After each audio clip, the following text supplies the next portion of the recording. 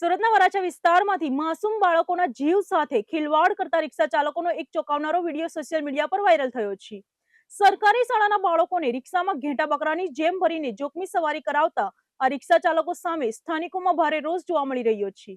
સુરત શહેરમાં માસૂમ શાળાના બાળકોની સુરક્ષાને લઈને વહીવટી તંત્ર અને રિક્ષા ચાલકો કેટલા બેદરકાર છે તેનો જીવતો જાગતો પુરાવો વરાછા વિસ્તારમાંથી સામે આવ્યો છે। आपका नाम क्या है? हाँ, ये इतने बच्चे भरे, आपने कितने बच्चे भरे रिक्शे के अंदर? आपने रिक्शे के अंदर कितने बच्चे भरे? आ रिक्शाની તસવીરો છે, જોઈ લો તમે સમાર પ્રકારની કે આ ભાઈ લોકો કેટલા બધા રિક્ષામાં ગેરકાયદેસર રીતે બચ્ચાને ભરે છે, પોયરાઓને। આ કોઈ બાળક પડી ગયો તો એનો જવાબદારી કોણ લેશે? એટલે રિક્ષામાંથી કેવા પછી માણસો આજે રિક્ષાવાળા છે નાના બાળકોને પેદલ મોકલી રહ્યો છે। આ રિક્ષા નંબર છે એનું, તમે જોઈ શકો છો કે આ રિક્ષામાં કેટલા બધા બાળકો ભર્યા છે।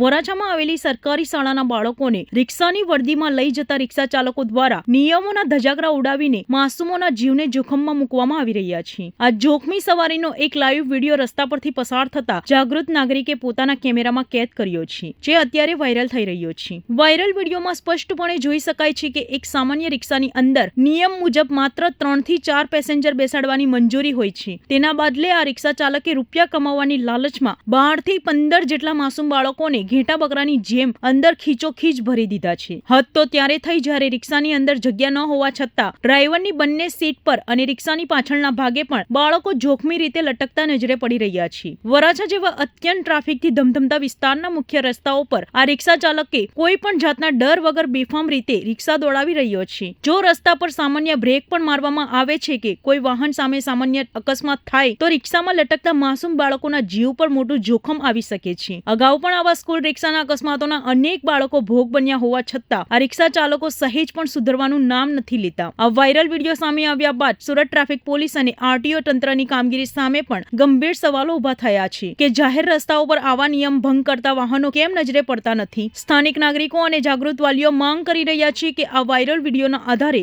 રિક્ષાના નંબર પ્લેટથી તેના માલિકની ઓળખ કરીને તેનો પરવાનો રદ કરવામાં આવે અને તેની સામે કડક કાયદાકીય પગલાં ભરીને જેલ ભેગો કરવામાં આવે। साइड में साइड में साइड में साइड में साइड में साइड में तेरा नाम क्या है? एक मिनट इधर साइड में आ જોઈ શકાય છે કે રિક્ષાવાળા ઊભા નથી રાખતા, ફૂલ પોયરાઓને ભરીને હાલે છે। નહીં શકો છો ને કે પ્રિન્સિપલ કોણ છે? કેટલા વર્ષ થયા અહીંયા નોકરી કરતા? હું તો અત્યારે જ આવ્યો। કેટલા દિવસ થયા? જ્યાદા દિવસ નહીં। તો પણ કેટલા દિવસ થયા હોય? તમારા અંજાને તમે એક શિક્ષક છો, તમને કેટલા દિવસ થયા હોય? અંદર રહો બેટા, અંદર રહો।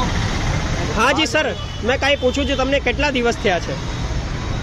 2-3 મહિના। 2-3 મહિના થયા। તમને હમણાં સુધી અહીંયાના પ્રિન્સિપલના નામ નથી ખબર? અરે ખબર છે તો નામ શું છે? નામ તો કયો, અમે નથી ને વાત કરીએ। નામ શું છે? હા જી સર, તમારું નામ શું છે? તમારું નામ શું છે? James bond. અહીંયાના શું છો તમે સાહેબ? કેનેડા। કેનેડા સાહેબ, સર તમારે જે બહાર સ્કૂલ છે, સ્કૂલની બહાર જે રિક્ષાવાળા છે સાહેબ, તે ગેરકાયદેસર રીતે જે બાળકોને ભરી રહ્યા છે, કોઈ બાળક પડી ગયો તો એનો જવાબદાર કોણ? સ્કૂલ રહેશે કે રિક્ષાવાળા રહેશે? તો તમે રિક્ષાવાળાને કીધું ક્યારે કે આવું બધું ન ભરાય? બહુ વાર કહી દીધું। हाँ, तो તમે वो 3-3 राउंड लगाते हैं। हमने बहुत बार बोला, वाली संपर्क को वालियों को भी बोला है, पर वाली ध्यान नहीं देते हैं। कितनी बार बोला, आप भले जाके प्रिंसिपल से पूछिए, रिक्शा वालों से पूछिए। नाम क्या है प्रिंसिपल का? पवन कुमार चौबे सर। पवन कुमार चौबे। आप सरकारी विद्यालय से हो? ज्ञान सहायक में हूँ। हमने वालियों को भी संपर्क करके कई बार बोला है, रिक्शा वालों के नंबर